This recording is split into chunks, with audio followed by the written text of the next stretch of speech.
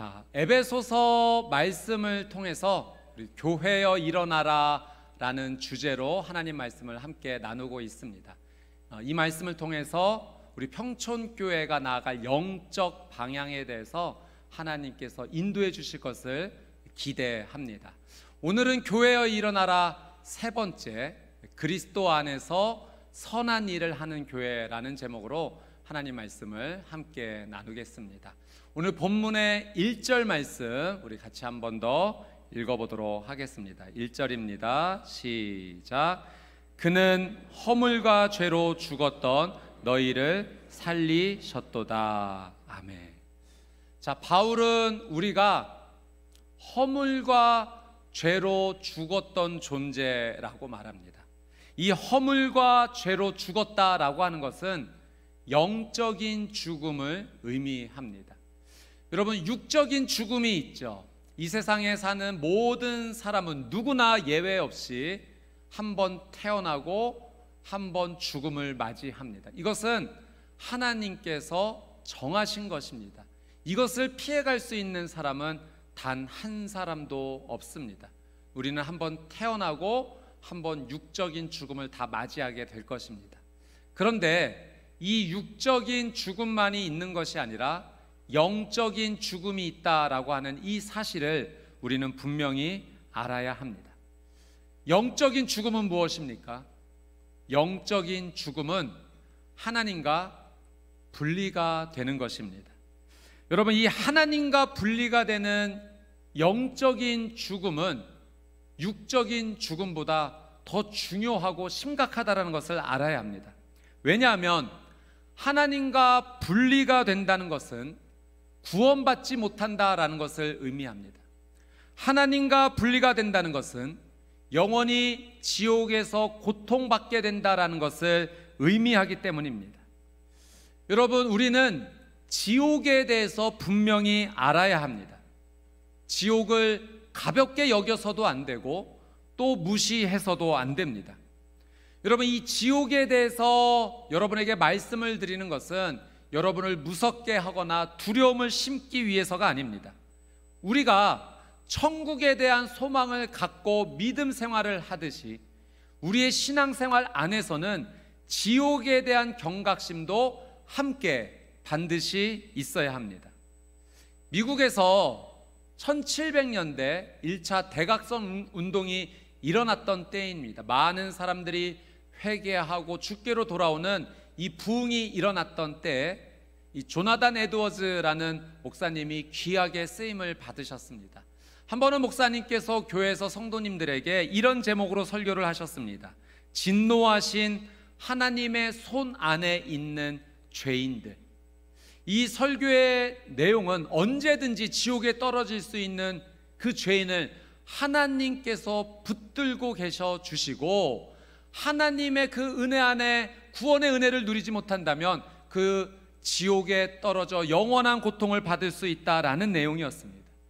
이 말씀을 들을 때 그 당시 성도님들의 대부분이 하나님의 이 말씀 앞에 회개가 터져나오기 시작했어요. 울음이 곳곳에서 터져나오고 그 울음이 점점 커지다 보니까 이 에드워즈 목사님이 도저히 설교를 진행하지 못할 테니 좀 자중해달라고 말할 정도로 성도님들의 회개가 그 자리에서 터져나왔죠. 목사님께서 지옥에 대한 이야기를, 말씀을 전하실 때는 성도님들이 마치 지금이라도 당장 지옥에 빠져들 것 같은 마음이 들어서 교회의 기둥을 붙잡고 설교를 들었다고 합니다. 지금 내가 얼마나 큰 죄인이며 지옥에 빠질 수도 있다는 사실 앞에 하나님 앞에 회개하며 나갔던 모습입니다. 여러분, 성경에 보면 이 천국과 지옥에 대해서 가장 많이 말씀을 해주신 분이 누구이신가? 바로 예수님이십니다. 이 사복음서에 보면 예수님께서 천국과 지옥에 대해서 정말로 많은 말씀을 해주셨어요. 우리에게 가르쳐 주시기 위함입니다.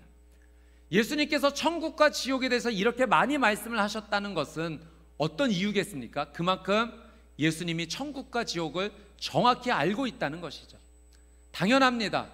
예수님은 전능하신 하나님으로서 천국과 지옥을 만드신 분이세요.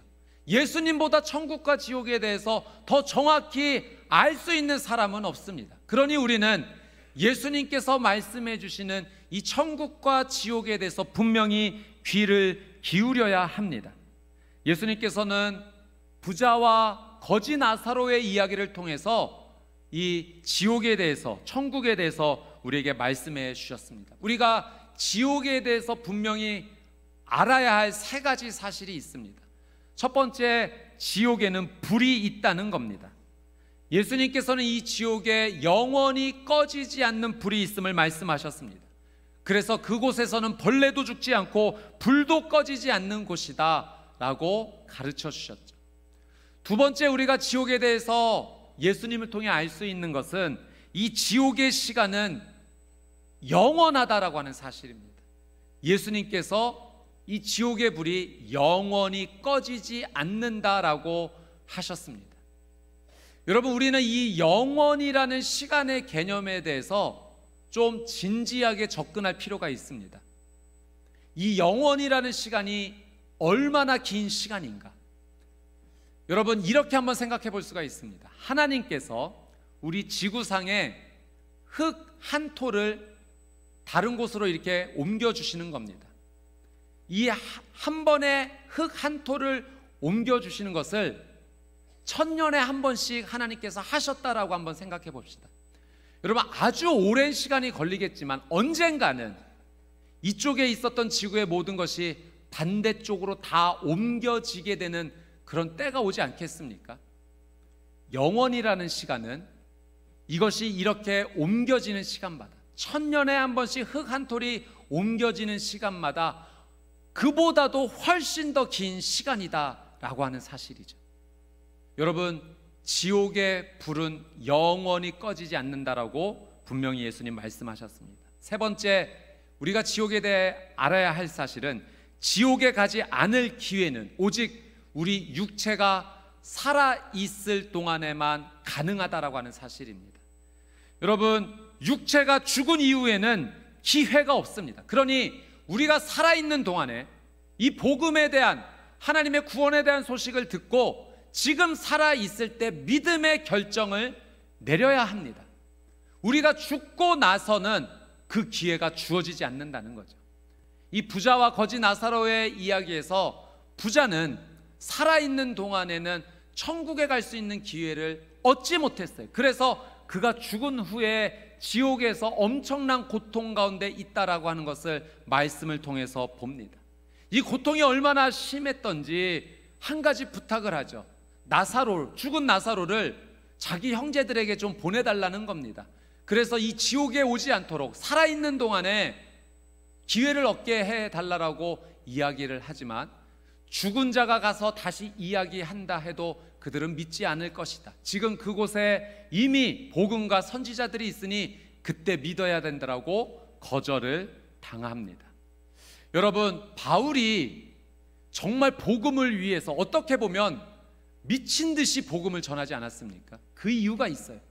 살아있는 동안에 복음을 받아들여야지만 천국 갈 수 있는, 지옥 가지 않는 그 기회가 주어지기 때문입니다. 오늘 본문에서도 바울은 우리가 어떠한 존재였는가, 우리가 허물과 죄로 죽었던 존재라고 분명히 말합니다.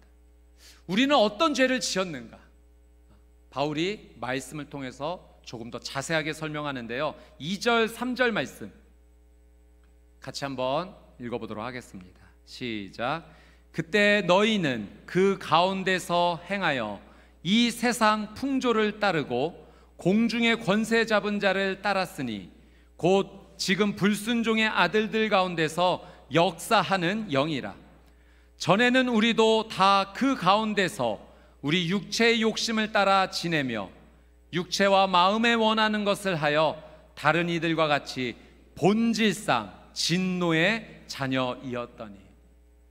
우리가 예수님을 믿기 전에 우리는 어떤 상태, 어떤 죄를 짓고 살았는가, 세 가지를 말합니다. 첫째, 이 세상 풍조를 따랐다. 두 번째, 공중의 권세 잡은 자를 따르는 그런 죄를 지었다. 세 번째, 육체의 욕심을 따르는 죄를 지었다라고 말합니다. 여러분, 세상 풍조를 따라 살았다는 것은 이 세상에 있는 문화 가운데 그 죄의 길을 우리가 따라갔다는 거예요. 이 세상의 모든 문화가 다 죄는 아닙니다. 그러나 하나님께서 원하시지 않는 그 죄가 문화 속에 들어와 있는 부분이 있죠. 우리는 그 세상의 풍조를 따라서 죄의 길을 걷던 그런 죄인의 신분이라는 겁니다. 그리고 두 번째로, 공중의 권세 잡은 자를 따라 살았다. 사단의 그 영향력 아래서, 사단이 거짓말로 그 죄의 유혹을 할 때 거절하지 못하고 그 사단의 유혹에 넘어가 그 사단이 말하는 대로 살았던 죄의 삶을 살았던 것이 우리의 모습이었다라고 말하죠. 세 번째로는 육체의 욕심을 따랐다. 육체가 원하는 그 정욕과 쾌락을 추구하면서 절제하지 못하고 그 욕심을 따라서 죄의 구렁텅이에서 헤맸던 자, 그래서 본질상 진노의 자녀, 하나님께로부터 분리되었던 자, 영원히 불타고 있는 지옥에 빠져 고통받을 수밖에 없었던 그런 신분이 바로 우리의 모습이다라고 지금 바울이 말하고 있는 것입니다. 사도 바울은 갈라디아서 5장 말씀에서 우리가 이렇게 세상 풍조를 따르고 공중의 권세 잡은 자를 따르고 육체의 욕심을 따랐던 그 죄의 목록들이 어떤 모습인지를 한 번 더 자세하게 설명합니다. 우리 갈라디아서 5장 19절에서 21절의 말씀 우리 같이 한번 읽어보겠습니다. 시작. 육체의 일은 분명하니 곧 음행과 더러운 것과 호색과 우상 숭배와 주술과 원수 맺는 것과 분쟁과 시기와 분냉과 당짓는 것과 분열함과 이단과 투기와 술 취함과 방탕함과 또 그와 같은 것들이라. 전에 너희에게 경계한 것 같이 경계하노니 이런 일을 하는 자들은 하나님의 나라를 유업으로 받지 못할 것이요. 여러분, 우리가 예수님을 믿기 전에 이런 죄를 따라 살았습니다. 세상 풍조를 따라 사단의 그 유혹을 이기지 못하고 육체의 욕심, 정욕과 쾌락을 추구하면서 그 죄에 묶여 있는 죄의 노예의 신분으로 우리가 살았습니다. 그래서 우리의 모습은 본질상 진노의 자녀였던 겁니다. 지옥 갈 수밖에 없었던 바로 그 상태입니다. 그런데 이런 우리에게 하나님께서 놀라운 사랑을 베풀어 주신 것입니다. 우리를 이 죄 속에서 죽도록 그냥 내버려 두지 아니하시고 우리를 생명으로 이끌어 주시고자 하나님께서 이 땅에 직접 오신 것입니다. 우리 사람의 피조물의 모습을 입고서 하나님이 직접 오셨는데 그분이 바로 예수 그리스도이십니다. 예수님께서 이 땅에 그냥 오셨을 뿐만 아니라 내가 지은 그 모든 죄를 대신 짊어지시고 십자가에서 내가 죽었어야 됐는데 나를 대신하여 그 십자가에서 죽으신 것입니다. 그래서 우리에게 구원받을 수 있는 길을 열어주신 거예요.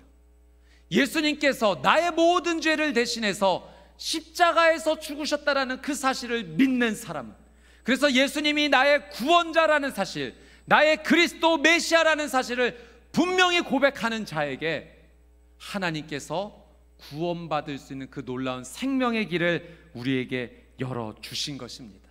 여러분, 우리는 예수님의 이 놀라운 사랑으로 본질상 진노의 자녀였지만, 지옥 갈 수밖에 없는 존재였지만 예수 그리스도의 놀라운 구원의 은혜로 생명을 얻은 자가 된 줄 믿습니다. 바울은 이 놀라운 사랑을 이렇게 표현해요. 4절 말씀 같이 한번 읽어보겠습니다. 시작.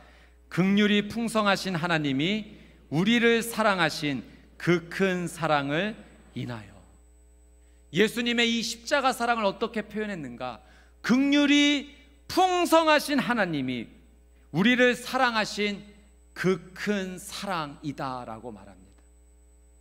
여러분, 이 긍휼이 풍성하신 하나님이 우리에게 베풀어 주신 그 위대한 사랑, 그 큰 사랑을 한마디로, 한 단어로 표현하면 무엇이겠습니까?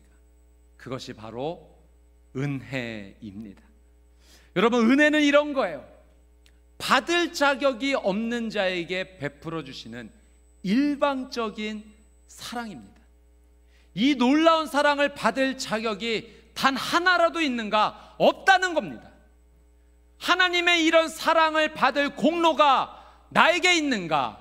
0%, 완전 제로, 아무것도 그런 공로가 없는데도 하나님께서 일방적으로 베풀어 주신 이 위대한 사랑이 무엇인가? 바로 은혜입니다. 받을 자격이 없는 자에게 베풀어 주신 놀라운 사랑입니다. 그래서 바울은 우리가 받은 이 구원의 은혜를 이렇게 오늘 말씀에서 표현했습니다. 8절, 우리 9절 말씀 같이 한번 읽습니다. 시작. 너희는 그 은혜에 의하여 믿음으로 말미암아 구원을 받았으니 이것은 너희에게서 난 것이 아니요 무엇이라? 하나님의 선물이라. 행위에서 난 것이 아니니 이는 누구든지 자랑하지 못하게 함이라. 우리가 받은 이 놀라운 은혜는 우리의 행위와 공로로 얻은 것이 아니라는 거예요. 그래서 이 은혜를 얻은 자가 내가 이렇게 했기 때문에 이런 은혜를 받았어, 구원받았어, 자랑하지 못하는 겁니다. 하나님께서 일방적으로 베풀어 주신 하나님의 선물입니다. 이 하나님의 선물로 하나님과 분리되었던, 본질상 진노의 자녀였던 우리가 다시 하나님과 연결이 된 겁니다. 영원히 지옥불에서 고통받고 그 안에 갇혀 있을 수밖에 없는데 이 놀라운 하나님의 은혜로 말미암아 생명의 자리, 천국의 자리로 옮겨지게 된 것입니다. 하나님의 은혜, 하나님의 선물입니다.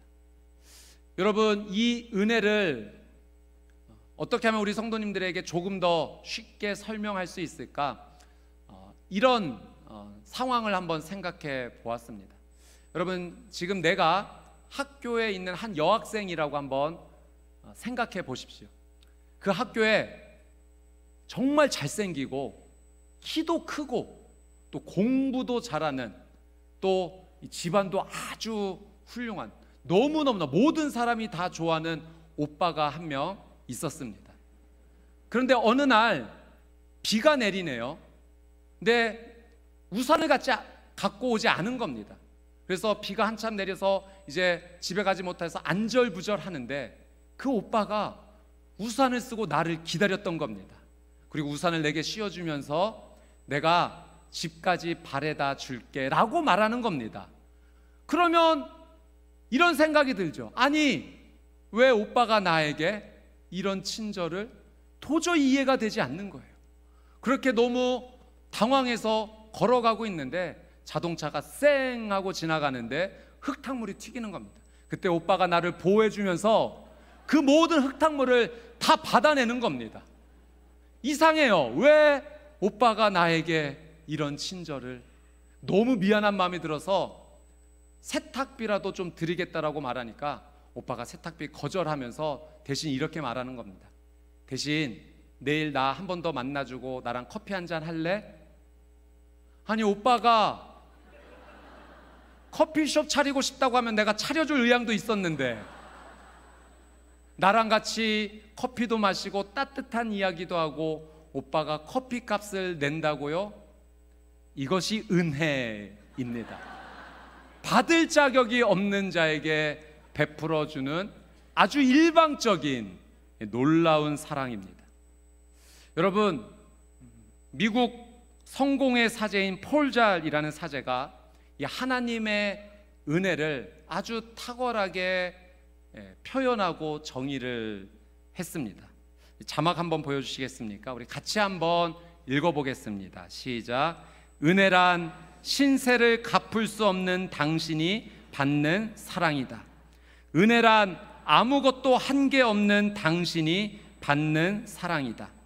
사랑스러운 구석이 없는데도 사랑을 받는 게 은혜다. 굳이 진부한 정의를 내리면 은혜란 조건 없는 사랑이다. 은혜란 절대 사랑이다. 여러분, 하나님께서 이 절대 사랑을 나에게 주신 것입니다.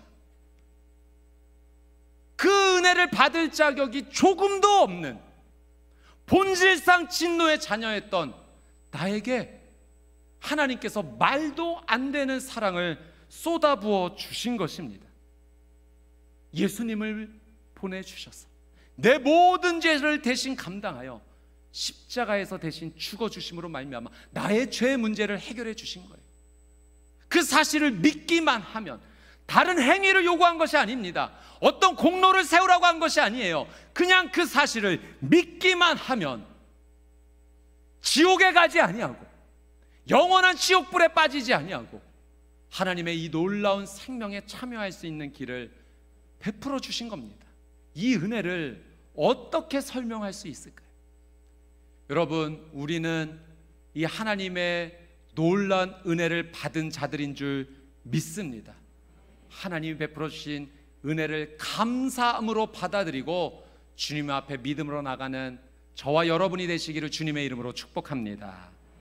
자, 놀라운 하나님의 은혜로 우리에게 어떠한 구체적인 은혜가 임하게 됐는지를 사도 바울이 한 번 더 표현합니다. 우리 5절, 6절 말씀 같이 한번 읽습니다. 시작.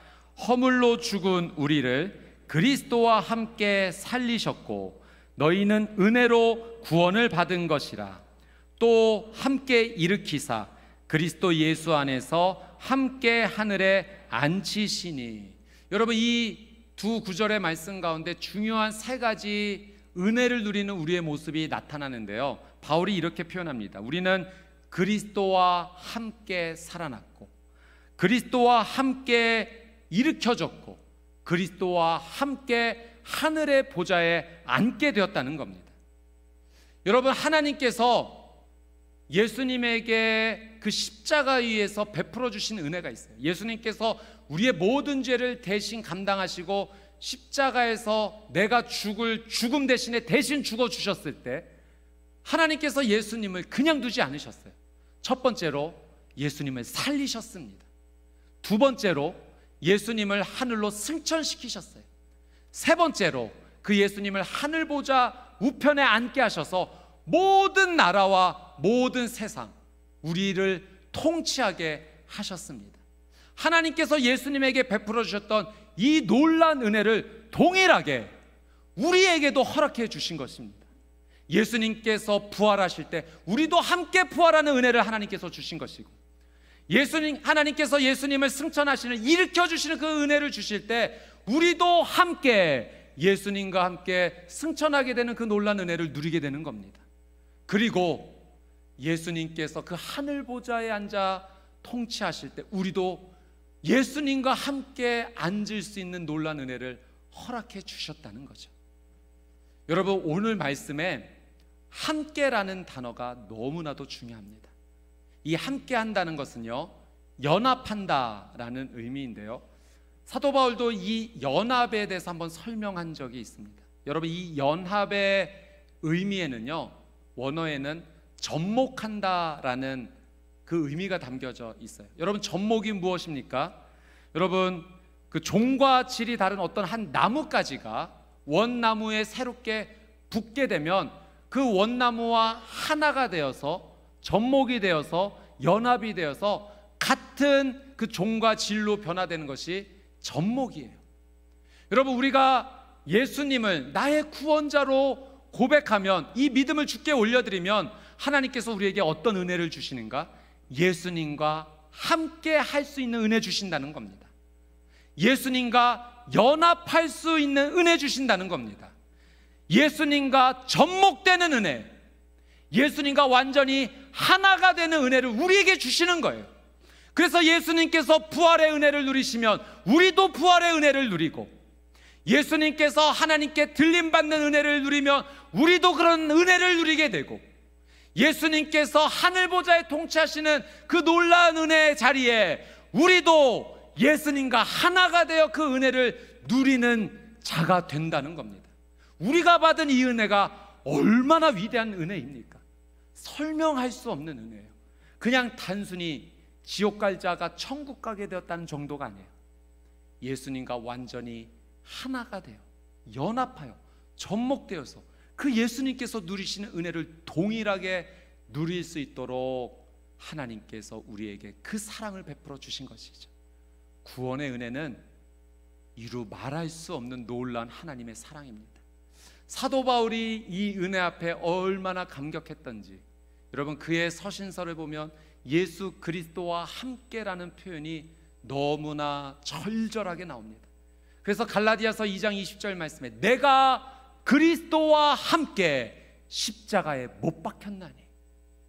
여러분 이 갈라디아서 2장 20절 말씀 우리 같이 한번 읽어보도록 할까요? 시작. 내가 그리스도와 함께 십자가에 못 박혔나니 그런즉 이제는 내가 사는 것이 아니요 오직 내 안에 그리스도께서 사시는 것이라.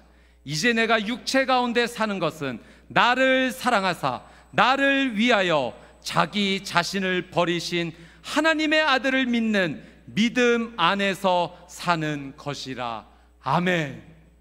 우리가 이 믿음을 하나님께 올려드렸을 때 말도 안 되는 놀라운 위대한 사랑을 쏟아부어 주셔서 예수님과 하나가 된 겁니다. 여러분 예수님께서 십자가에 못 박히셨을 때 그때 우리도 같이 예수님과 함께 십자가에 못 박힌 겁니다. 나의 더러운 죄가 그때 예수님의 그 십자가에서 못 박혀서 나의 모든 죄가 죽은 겁니다. 이제 나는 그 육체의 죄로 본질상 진노의 자녀였던 나는 이제 죽고 나는 그리스도 안에서 다시 새 생명을 얻은 구원받은 자녀가 된 줄 믿습니다. 하나님께서 주신 이 놀라운 구원의 은혜, 하나가 되게 해주신, 예수님과 하나가 되주신 이 놀라운 은혜 감사하며 나가는 우리 평촌교회 성도님들 되시기를 주님의 이름으로 축복합니다. 자, 10절 말씀 같이 한번 읽습니다. 시작. 우리는 그가 만드신 바라 그리스도 예수 안에서 선한 일을 위하여 지으심을 받은 자니 이 일은 하나님이 전에 예비하사 우리로 그 가운데서 행하게 하려 하심이니라. 여러분 하나님께서 우리에게 이런 놀라운 은혜를 주셔서 구원받은 하나님의 자녀로 백성으로 살게 하신 이유가 있습니다. 하나님의 목적이 있으십니다. 이 하나님의 뜻은요 창세 전부터 나를 위하여 준비하신 하나님의 뜻인데요, 구원받은 우리가 어떻게 살기를 원하시는가? 이 10절 말씀의 믿음의 고백을 빌려 표현하면 우리가 하나님의 구원받은 자녀로서 그리스도 안에서 선한 일을 하기를 하나님은 정말로 원하십니다. 여러분 구원받은 자녀로 그리스도 안에서 선한 일을 행하여 하나님께 영광 돌리시게 되기를 주님의 이름으로 축복합니다. 여러분 그리스도 안에서 선한 일을 행한다는 것은 무엇을 하는 것일까요? 많은 믿음의 모습들이 있습니다. 그러나 오늘 말씀 본문에서 하나님께서 우리에게 정말로 원하시는 그리스도 안에서 선한 일을 하기를 원하시는 바로 그 모습이 있는데요, 7절 말씀입니다. 7절 같이 한번 읽습니다. 시작. 이는 그리스도 예수 안에서 우리에게 자비하심으로써 그 은혜의 지극히 풍성함을 오는 여러 세대에게 나타내려 하심이라. 아멘. 여러분 하나님께서 우리에게 정말로 원하시는 하나님의 뜻은 무엇인가? 우리에게 말도 안 되는 은혜, 받을 자격이 없는 자에게 베풀어 주시는 절대 사랑을 주시지 않으셨습니까? 하나님께서는 이 은혜가 나에게만 머물러 있기를 원치 않으시고 전달되기를 원하십니다. 특별히 오는 다음 세대들에게 하나님의 이 특별한 복음의 소식, 은혜의 소식이 전달되기를 정말로 원하십니다. 하나님께서 원하시는 그리스도 안에서의 선한 일은 바로 내가 받은 이 복음의 소식을 나누는 것이에요. 우리의 가족에게 나누고, 직장의 동료에게 나누고, 이웃에게 나누고, 친구에게도 나누고, 그리고 우리 자녀 세대들에게 이 은혜를 나누어 주는 것, 이것을 하나님께서 정말로 원하십니다. 여러분, 하나님께서 우리 평촌교회에 원하시는 뜻, 바로 이 은혜를 전달하는 것인 줄 믿습니다. 지난 6월 10일에 우리 평촌교회 새가족 만남의 잔치를 가졌습니다. 올해 등록하신 우리 성도님들 가운데 많은 분들이 등록하셔서 한 번에 다 초청을 못해서 1월부터 3월까지 이제 등록하신 우리 성도님들을 우선적으로 초청하여서 같이 어떻게 우리 평촌교회 오시게 되었는지 은혜를 함께 나누고 또 식사도 하면서 함께 행복한 교제를 나누었습니다. 그때 한 커플이 이제 교회에 오게 된 이야기를 말하면서 우리 교회 장로님 권사님이 전도하셨다는 거예요. 그래서 제가 우리 장로님이 바로 그 옆에 앉아 계셔서 한번 여쭈어봤습니다. 어떻게 전도하셨나요, 장로님?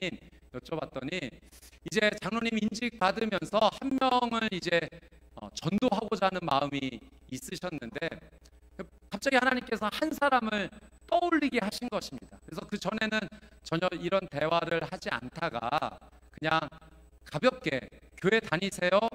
이렇게 한번 묻게 되었는데 이런 대답을 해주신 거죠. 교회 안 다니는데 한번 종교를 가지면 교회 다녀볼까 생각 중이었습니다. 그래서 그렇게 표현해 주셔서 장로님 권사님이 교회 초청을 하셨고 그렇게 커플이 함께 교회에 나오시게 된 거예요. 그래서 등록까지 하시고 새가족 과정 마치시고 교회에 지금 열심히 다니고 계십니다. 여러분, 제가 이 이야기를 나누면서 맞다, 우리가 할 일은 내게 주신 하나님의 은혜를 전하는 것이다. 여러분, 우리가 복음을 믿게 하는 것이 아니라 복음을 믿게 하시는 분은 우리 하나님이신 줄 믿습니다. 그러니 우리가 할 일은 전하는 것까지예요. 내가 받은 은혜, 내가 누리게 되는 말도 안 되는 이 놀라운 사랑, 예수님이 나에게 그동안 어떤 은혜를 베풀어 주셨고 함께 해주셨는지를 자랑하는 것, 전하는 것, 그래서 한번 교회 와보지 않겠느냐라고 전하는 것까지가 바로 우리가 해야 될 하나님께서 기뻐하시는 그리스도 안에서 하기를 원하시는 선한 일이라는 것이죠. 여러분, 우리가 전하면 믿는 것은 하나님께서 책임져 주실 줄 믿습니다. 앞으로 우리 평촌교회는 중요한 두 가지 기둥을 하나님 안에서 믿음으로 잘 세워나갈 것입니다. 첫 번째 기둥은 예배예요. 우리가 모일 기회가 있으면 언제든지 그 자리에서 최선을 다해서 마치 오늘의 예배가 내 인생의 마지막 예배인 것처럼 하나님 앞에 뜨겁게 찬양하고 기도하며 예배하며 나갈 것입니다. 두 번째 기둥은 지금 오늘 하나님께서 우리에게 말씀해 주신 이 복음을 나누는 삶입니다. 선교의 기둥이에요. 이 선교에는 전도도 있고 해외 선교도 있고 이웃을 사랑하는 구제도 함께 담겨져 있습니다. 여러분, 우리 평촌교회는 모이면 하나님 앞에 뜨겁게 예배하는 예배 공동체가 되고 흩어지면 하나님의 은혜를 나누는 선교 공동체가 되기를 주님의 이름으로 축복합니다. 바로 이것이 하나님께서 우리에게 원하시는, 구원받은 자녀로서 감당 못할 은혜를 받은 자로서 그리스도 안에서 선한 일을 하기를 원하시는 하나님의 뜻입니다. 하나님의 이 부르심 앞에 믿음으로 순종하며 나가는 우리 평촌교회 성도님들 되시기를 주님의 이름으로 축복합니다.